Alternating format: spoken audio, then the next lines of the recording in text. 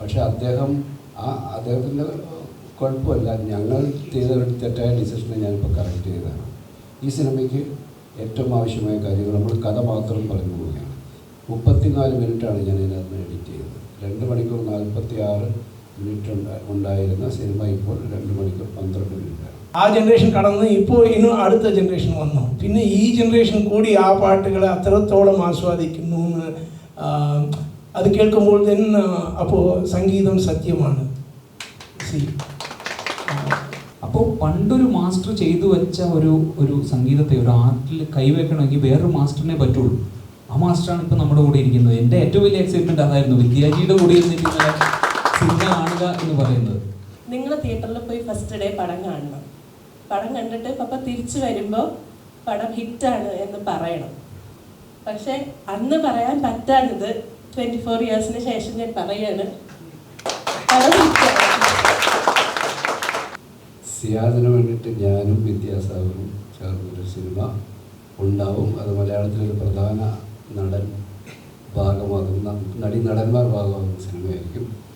ആ സൗഹൃദം എന്തുകൊണ്ട് ഇപ്പോഴും നിൽക്കുന്നു? ഒരു സക്സസ് വന്നപ്പോൾ ഓടി എത്തിയവരല്ലേ ഇവരാരും തന്നെ ഒരു സക്സസ് ഉണ്ട്. എൻ്റെ കഷ്ടകാലത്തിന് എൻ്റെ ഇതിൻ്റെ സമയത്തും എല്ലാം എനിക്ക് എന്നും താന്നും തളരുമായിട്ട് ഇവരുണ്ട്. ഇത് ഒരു എന്താ പറയുക, ഒരു മൊമെന്റസ് ഒക്കേഷനാണ് അത്. ഇതുപോലെ വേറെ ഏത് പടത്തിലും നടക്കുമോ എനിക്കറിയില്ല. പിന്നെ ഒരു അപൂർവമായ ഒരു വിഷയമാണ്. അതായത് ഞാൻ ആദ്യം എൻ്റെ അഴകിയ രാവണൻ തൊട്ട് വരുമ്പോൾ ആ ജനറേഷൻ അന്ന് എൻ്റെ പാട്ടുകൾ ആസ്വാദിച്ച് മനസ്സിലാക്കി എന്നോട് സ്നേഹം കാണിച്ച് ആ ജനറേഷനുണ്ട്. പിന്നെ ആ ജനറേഷൻ എന്നോട് പാട്ടുകളോടെയാണ് വളർന്നത്. ആ ജനറേഷൻ കടന്ന് ഇപ്പോൾ ഇനി അടുത്ത ജനറേഷൻ വന്നു. പിന്നെ ഈ ജനറേഷൻ കൂടി ആ പാട്ടുകളെ അത്രത്തോളം ആസ്വാദിക്കുന്നു. അത് കേൾക്കുമ്പോൾ തന്നെ അപ്പോൾ സംഗീതം സത്യമാണ്. I realize that I know that music is God. For me it is God.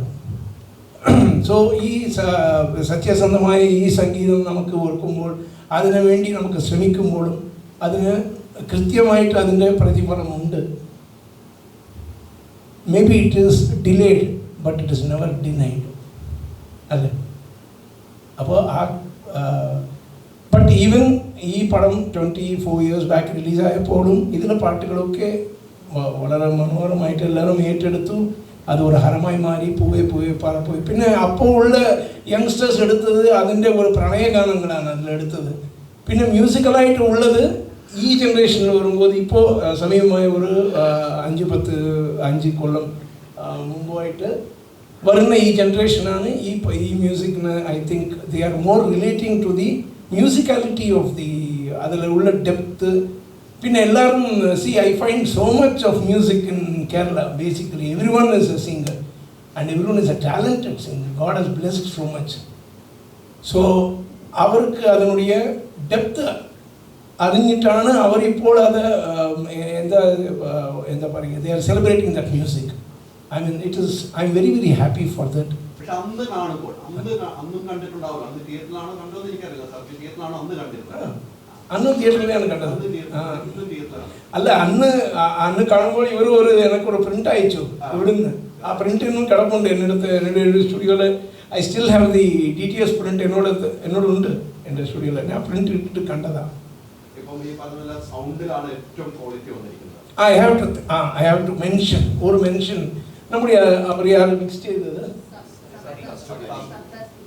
സപ്ത studios ഹരിന്ന് പറഞ്ഞിട്ട് ഹരിനാരായണൻ അയാൾ പ്രത്യേകമായിട്ട് ഞാൻ I have to congratulate him for the excellent audio work he has done. Because ഇത് മൾട്ടി ട്രാക്ക് നമ്മുടെ അടുത്തല്ല. We had only the 5.1 മിക്സാണ് ഉള്ളത്. പിന്നെ എല്ലാ ട്രാക്സും മിക്സ് ചെയ്തിട്ട് DTSന് വേണ്ടി അന്ന് ചെയ്ത ഈ 5.1 ട്രാക്സാണ് നമ്മുടെ അടുത്ത് ഉള്ളത്.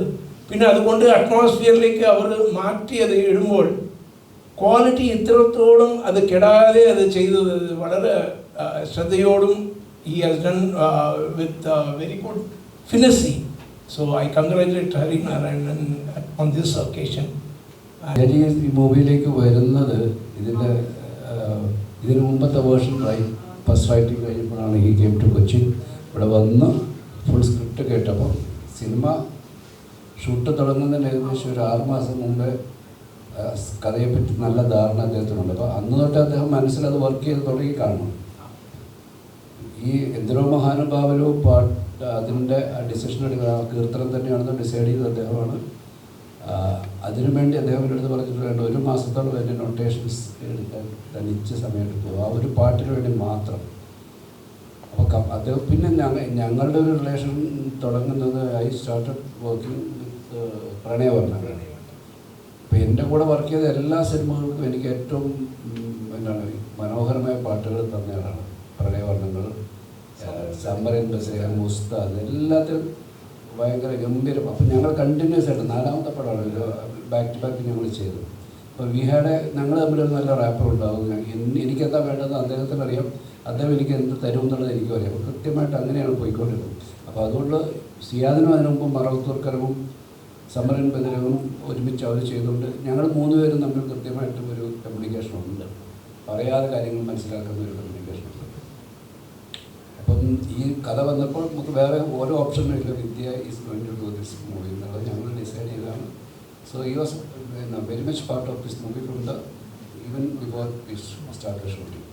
അങ്ങനെ ഒരു ഇൻവോൾവ്മെൻറ്റ് എല്ലാവർക്കും ഇതിനകത്തുണ്ടാകും. ഒരുപാട് പേരുടെ ഇൻപുട്സ് ഉണ്ട്. ഇതിപ്പം എൻ്റേതോ രഘുവിൻ്റേതോ മാത്രമല്ല, ഇതിന് ഓരോ ടെക്നീഷ്യൻസും അവരുടേതായിട്ടുള്ള കോൺട്രിബ്യൂഷൻ. സന്തോഷ് തുമ്പീരായാലും മുത്തുരാജായാലും ശ്രീധർ സാറായാലും സതീഷ് കോസ്റ്റ്യൂംസിൻ്റെ ഓരോ ഡിപ്പാർട്ട്മെൻറ്റും കൃത്യമായ ഇൻപുട്സ് അവരുടെ ഏറ്റവും ബെസ്റ്റ് ഇൻപുട്സ് സിനിമയ്ക്ക് കൊണ്ടുവന്നിട്ടുണ്ട്. ഒരാൾക്ക് മാത്രം ഇതിൻ്റെ ഒരു ക്രെഡിറ്റും അവകാശപ്പെടാനില്ല. Above all the producer.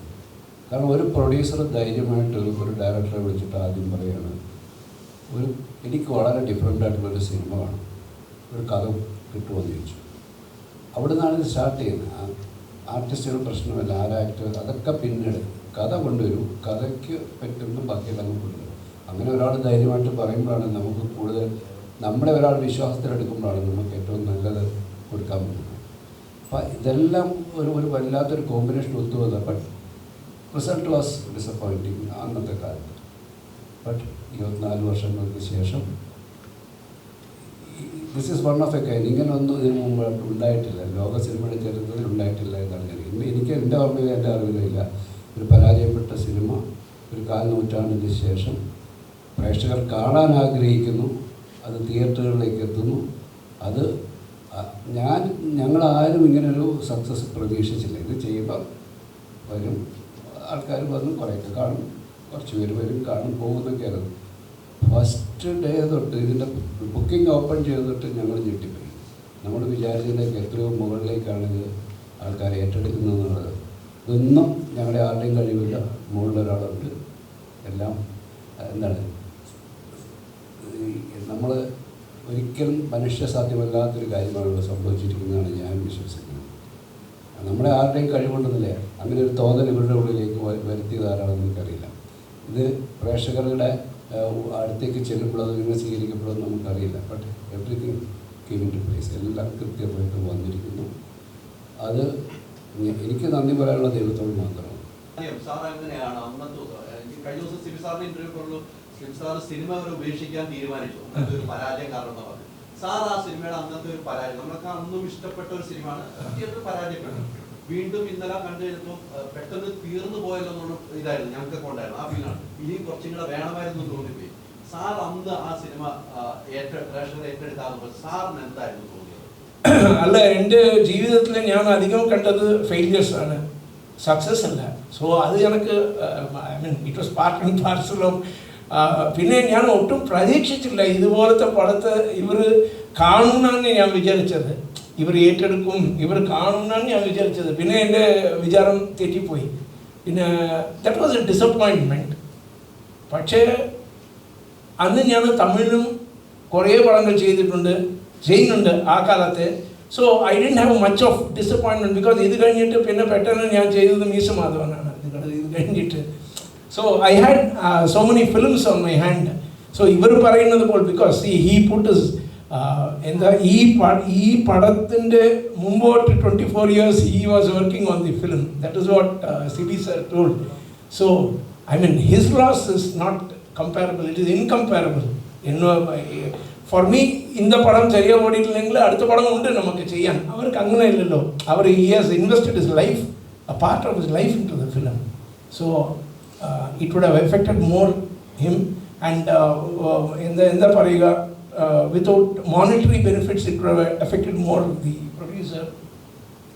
You understand? The technicians because കുറേ പടങ്ങൾ ചെയ്തു വരുമ്പോൾ നമുക്ക് ഒരു പടം അങ്ങനെ ശരിയായിട്ട് ഓടിയില്ലെങ്കിലും അടുത്ത പടത്തിൽ അത് കവർ ചെയ്തിട്ട് പോയിക്കൊണ്ടിരിക്കുകയാണ് നമ്മൾ.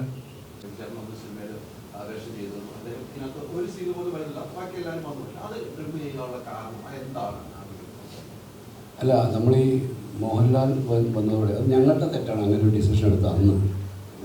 നമ്മുടെ തെറ്റെന്ന് പറയുന്നത് നമ്മളുടെ മിസ്കൺസെപ്ഷനാണ് ഇതിനെപ്പറ്റി. മോഹൻലാൽ വരുന്നിടം വരെ അങ്ങനത്തെ ഒരു ക്യാരക്ടറോ ഒന്നുമില്ല, ആ ട്രാക്കേ ഇല്ല. മോഹൻലാൽ വന്നതോടുകൂടി ഒരു അന്നത്തെ മോഹൻലാലിന് ഒരു സ്റ്റാർഡത്തിനെ നമ്മൾ പരിഗണിക്കുമ്പോൾ അദ്ദേഹത്തിൻ്റെ സിനിമ കാണാൻ വരുന്ന പ്രേക്ഷകർക്കൊരു ഒരു പ്രതീക്ഷയുണ്ടല്ലോ. നമ്മുടെ സിനിമയിൽ ആക്ച്വലി നമ്മുടെ ഇപ്പോൾ പറഞ്ഞ കഥയിൽ അത്രമാത്രം ഒരു എലമെൻറ്റ്സ് ഇല്ല. മോഹൻലാൽ ഒരു സൂപ്പർ ഹീറോ എന്നുമില്ല. അപ്പോൾ അത്തരത്തിലൊരു ഓഡിയൻസിനെ കൂടെ സാറ്റിസ്ഫൈ ചെയ്യുന്ന രീതിയിൽ ചില എലമെൻറ്റ്സ്, ഒരു ഫൈറ്റ് സീക്വൻസ് ആദ്യം ഉണ്ടായിരുന്നു. അത് കഥയുമായിട്ടൊരു ബന്ധമില്ലാത്ത മോഹൻലാലിൻ്റെ ക്യാരക്ടറിനെ ഒന്ന് ഒരു ബൂസ്റ്റ് ചെയ്യുന്നൊരു സാധനം. അമ്പിളിച്ചേട്ടൻ്റെ ക്യാരക്ടറും ഹ്യൂമറിന് വേണ്ടി മാത്രമാണ്, അത് മെയിൻ സ്റ്റോറിയെ ഒരു ഘട്ടത്തിലും സപ്പോർട്ട് ചെയ്യുന്ന ഒരു ട്രാക്ക് ആയിരുന്നില്ല. പക്ഷെ അമ്പിളിച്ചേട്ടൻ അത് ഗംഭീരമായിട്ട് ചെയ്തു. ഒരുപാട് പേര് ചിരിക്കുന്നുണ്ട്, ചിലരൊക്കെ ഇപ്പോഴും പറയുന്നുണ്ട് അമ്പിളിച്ചേട്ടൻ്റെ മിസ്സിംഗ് ആണെന്നൊക്കെ പറയുന്നുണ്ട്. പക്ഷേ ഈ കഥയ്ക്ക് അത് ആവശ്യമില്ല. അമ്പിളിച്ചേട്ടൻ എൻ്റെ കൂടെ ഒരുപാട് പടങ്ങൾ ചെയ്തു, എൻ്റെ ഒരുപാട് ഗംഭീരമായ എന്താണ് കഥാപാത്രങ്ങൾ എൻ്റെ സിനിമയിൽ ചെയ്തിട്ടുണ്ട്. അപ്പോൾ പക്ഷേ അദ്ദേഹത്തിൻ്റെ കുഴപ്പമില്ല, ഞങ്ങൾ ചെയ്ത ഒരു തെറ്റായ ഡിസിഷനെ ഞാനിപ്പോൾ കറക്റ്റ് ചെയ്തതാണ്. ഈ സിനിമയ്ക്ക് ഏറ്റവും ആവശ്യമായ കാര്യങ്ങൾ നമ്മൾ കഥ മാത്രം പറഞ്ഞു പോവുകയാണ്. 34 മിനിറ്റാണ് ഞാൻ ഇതിനകത്ത് എഡിറ്റ് ചെയ്തത്. 2 മണിക്കൂർ 46 മിനിറ്റ് ഉണ്ടായിരുന്ന സിനിമ ഇപ്പോൾ 2 മണിക്കൂർ 12 മിനിറ്റാണ്. അത് ആരും അമ്പിളിച്ചേട്ടനെ മിസ്സായിരുന്നു പടം കഴിയുന്നതിനും വരെ പറഞ്ഞിട്ടില്ല. പടം കഴിഞ്ഞപ്പോഴാണ് അമ്പിളിച്ചേട്ടൻ ഉണ്ടായിരുന്നല്ലോ എന്നൊക്കെ ചിന്തിച്ച് തുടങ്ങിയത്. അപ്പം അതുകൊണ്ട് തന്നെയാണ് അത് മോഹൻലാലിൻ്റെ ആദ്യത്തെ ഫൈറ്റ് ആവശ്യമില്ലായിരുന്നു. രണ്ടാമതൊരു ഫൈറ്റ് ഉണ്ട്, അതും ഞാൻ കൃത്യമായിട്ട് ഇത് എഡിറ്റ് ചെയ്യുന്ന ഇച്ചിരി ടഫാണ്. കാരണം നമ്മൾ മിക്സഡ് സൗണ്ട് ട്രാക്ക് വെച്ചിട്ട് എഡിറ്റ്, മ്യൂസിക്കും ഡയലോഗൊക്കെ മിക്സ് ചെയ്ത് കിടക്കുക. അത് നമുക്ക് സെപ്പറേറ്റ് ചെയ്തെടുക്കാൻ പറ്റുന്നില്ല. മറ്റ് റീ റെക്കോർഡിങ് ട്രാക്സ് നമുക്ക് മൾട്ടിപ്പിൾ ട്രാക്സ് ഉണ്ടെങ്കിലും ഡയലോഗുമായിട്ട് മിക്സ് ചെയ്യുന്ന പോർഷനിൽ കട്ട് ചെയ്താൽ മ്യൂസിക്കും ജമ്പാവും ഡയലോഗും ജമ്പാവും. അപ്പം സൈലൻസ് ഉള്ള സ്ഥലങ്ങളൊക്കെ നോക്കി മാത്രമേ ഇത് ചെയ്യാൻ പറ്റുള്ളൂ. അത് വളരെ എന്താണ് നന്നായി ചെയ്യാൻ കഴിയും. ഭയങ്കര ബുദ്ധിമുട്ടാണ്. ചില കാര്യങ്ങൾ നമുക്ക് കട്ട് ചെയ്യണമെന്ന് ആഗ്രഹിക്കുന്ന കട്ട് ചെയ്യാൻ പറ്റാത്ത സാഹചര്യം ഉണ്ടായപ്പോൾ ഞങ്ങൾ ചില ട്രിക്കൊക്കെ അതിനകത്ത് ഉപയോഗിക്കേണ്ടി വന്നു. അപ്പോൾ ഈ അമ്പിളിച്ചേട്ടൻ്റെ സീക്വൻസ് അതുപോലെ തന്നെ കൃത്യമായിട്ട് മാറ്റാൻ കഴിയും. മോഹൻലാലിൻ്റെ ഫൈറ്റ് തുടങ്ങുന്നതിന് മുമ്പ് ഒരു കാളവണ്ടി പൊക്കുന്നത് ആ ഫൈറ്റിൻ്റെ എൻഡിൽ വരുന്ന ഷോട്ടും ആദ്യത്തെ ഷോട്ടും കൂടെ ഒരുമിച്ച് കട്ട് ചെയ്യാൻ പറ്റി. അതൊക്കെ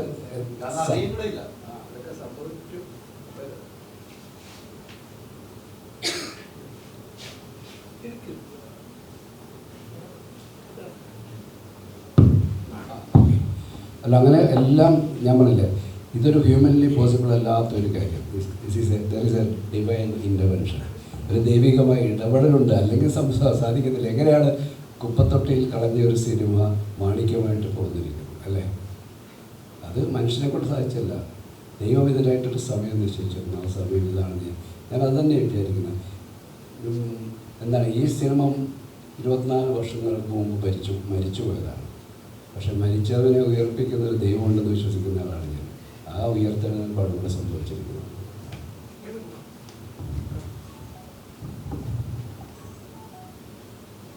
ഇന്നലെ പടം കാണുമ്പോൾ എന്താണ് എക്സ്പീരിയൻസ് എന്ന് പറഞ്ഞില്ലേ, പിന്നെ അതിൻ്റെ എനിക്ക് തോന്നുന്നത് ഞാൻ പറയാം. ഇത് ആദ്യമായിട്ട് ഞാൻ ചെയ്തത് ഒരു മലയാള പടമാണ്.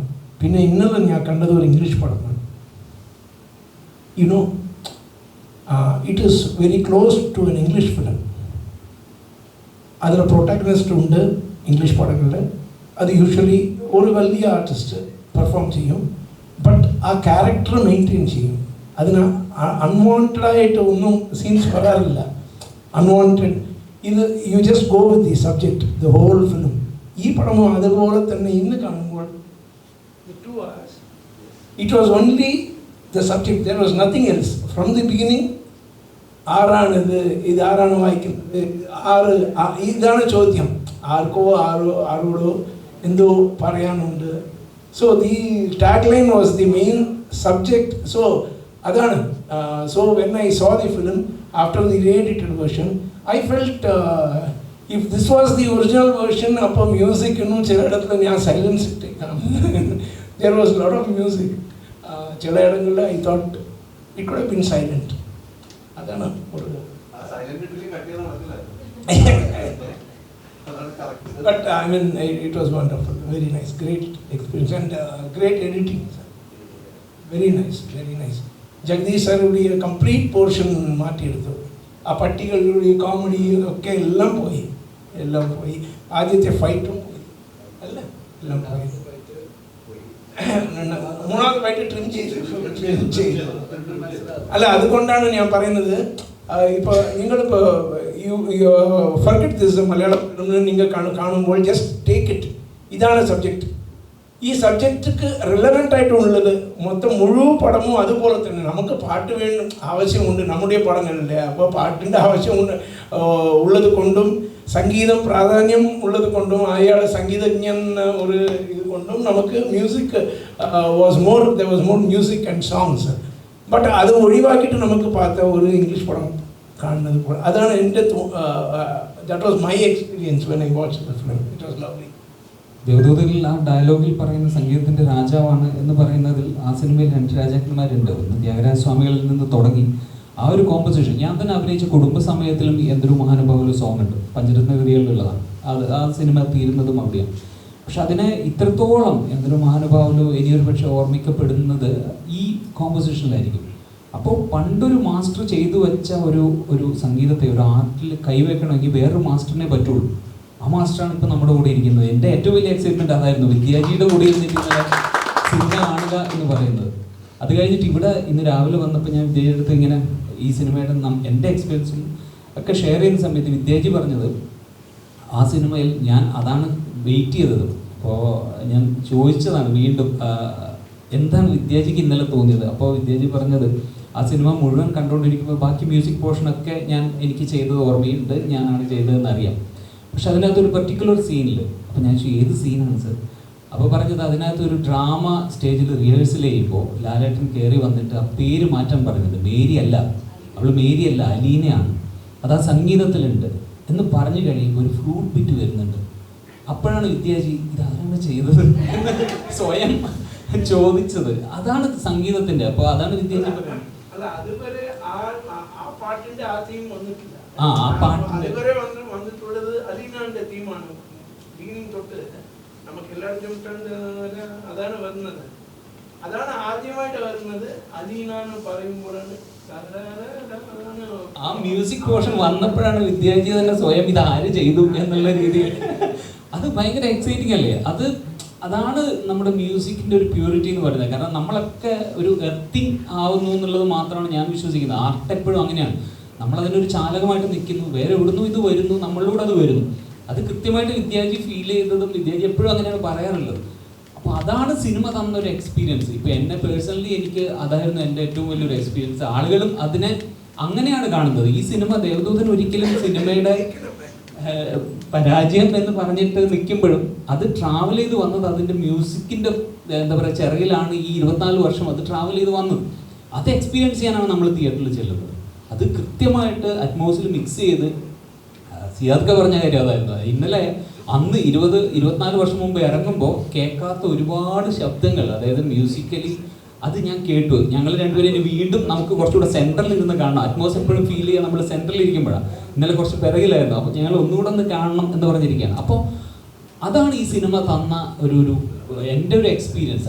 അപ്പാർട്ട് ഫ്രം ഞാൻ അതിനകത്ത് അഭിനയിച്ചിരിക്കുന്നു അല്ലെങ്കിൽ എൻ്റെ ക്യാരക്ടർ എന്നുള്ളതിനപ്പുറത്ത് ആ സിനിമയുടെ ഒരു എക്സ്പീരിയൻസ് എങ്ങനെയെന്ന് അറിയാനാണ് ഞാൻ തിയേറ്ററിൽ ചെന്നത്. അത് ഇറ്റ് വാസ് അമേസിങ്. പ്രേക്ഷകർക്കും അത് കാരണം അതിനുശേഷം ഇന്നലെ രാത്രി 1:30 മണിക്കൊക്കെ ദുബായിൽ നിന്ന് അവരുടെ ഷോ കഴിഞ്ഞിട്ട് ആളുകൾ എന്നെ വിളിച്ചിരുന്നു, ചേട്ടാ ഒന്ന് വീഡിയോ കോളിൽ വരുമോ എന്ന് ചോദിച്ചിട്ട്. അപ്പോൾ അത് അത്രമാത്രം ഇത് ഏറ്റെടുത്തു എന്നുള്ളത് ഭയങ്കര സർപ്രൈസിങ് ആണ്. അപ്പോൾ അത് എല്ലാവർക്കും അതാണ് സന്തോഷം. അപ്പാർട്ട് ഫ്രം നമ്മളിതൊരു 100 കോടി ക്ലബിലേക്ക് കാണിക്കാൻ വേണ്ടിയിട്ട് ഇറക്കിയ സിനിമയല്ലല്ലോ. ഈ സിനിമ ഒരു അനുഭവമാണ്. ഞങ്ങൾ അന്ന് എടുത്തൊരു പെയിൻ ഉണ്ട്. ആ പെയിൻ ഇന്ന് ഞങ്ങൾക്ക് സന്തോഷമായി തരുന്നത് നിങ്ങളുടെ അഭിപ്രായങ്ങളാണ്. അത് very happy with that. Thank you.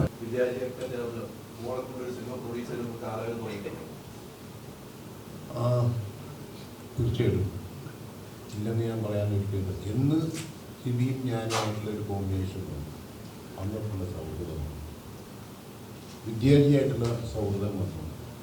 അങ്ങനെ ഒരു കോമ്പിനേഷൻ. അതായത് ഇതൊക്കെ നേരത്തെ സിബി പറഞ്ഞ മാതിരി ദൈവനിശ്ചയമാണ്. ഈ സിനിമയെ പറ്റിയല്ല ഞാൻ പറയുന്നത്. റിലേഷൻഷിപ്പ് 24 വർഷമായിട്ട് ഞങ്ങൾ അതേമാതിരി തന്നെ ജീവിക്കും. ചിരിച്ച മുഖത്തോടു കൂടിയാണ് വിദ്യാജി പറഞ്ഞത്. എൻ്റെ ചിരിച്ച മുഖം കണ്ടിട്ടതാണ് കൂടെയായിരുന്നു. അപ്പം ആ സൗഹൃദം എന്തുകൊണ്ട് ഇപ്പോഴും നിൽക്കുന്നു? ഒരു സക്സസ് വന്നപ്പോൾ ഓടി എത്തിയവരല്ലേ ഇവരാരും തന്നെ ഒരു സക്സസ് ഉണ്ട്. എൻ്റെ കഷ്ടകാലത്തിന് എൻ്റെ ഇതിൻ്റെ സമയത്തും എല്ലാം എനിക്ക് എന്നും താന്നും തളഞ്ഞുമായിട്ട് ഇവരുണ്ട്. എനിക്ക് സിബിയുണ്ട്, രഘുവുണ്ട്, വിദ്യാജിയുണ്ട്. ഇടയ്ക്ക് ഫോൺ ചെയ്യും, നെക്സ്റ്റ് പ്രോജക്റ്റ് എന്നോട് ചോദിക്കുന്ന നെക്സ്റ്റ് പ്രോജക്റ്റ് എന്നാണ്. പുള്ളിക്ക് പണിയില്ലാണ്ടല്ല. അപ്പം നാച്ചുറലി അത് നമ്മുടെ ഊർജം തരും.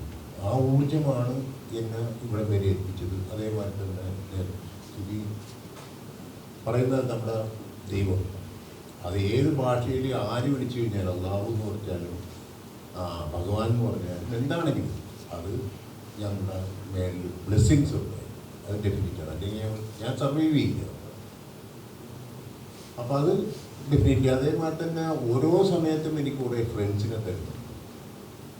ആ ഫ്രണ്ട്സ് എന്ന് പറഞ്ഞാൽ എൻ്റെ തലമുറയിൽപ്പെട്ടതാണ് മിസ്റ്റർ ബോഡിയും പ്രവീണും, അങ്ങനെ ആ ശിവപ്രസാദ്, ഇപ്പം നേരത്തെ പറഞ്ഞ പേരുകളെല്ലാം.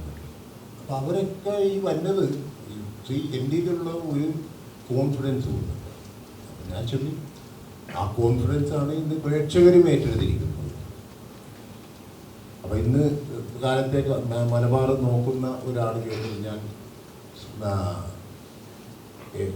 സിബി സാറിൻ്റെ പേര് കാണുമ്പോൾ കൈയടിക്കുന്നു, വിദ്യാജിയുടെ പേര് കാണുമ്പോൾ കൈയടിക്കുന്നു, മോഹൻലാലിൻ്റെ പേര് കാണുമ്പോൾ കൈയടിക്കുന്നു.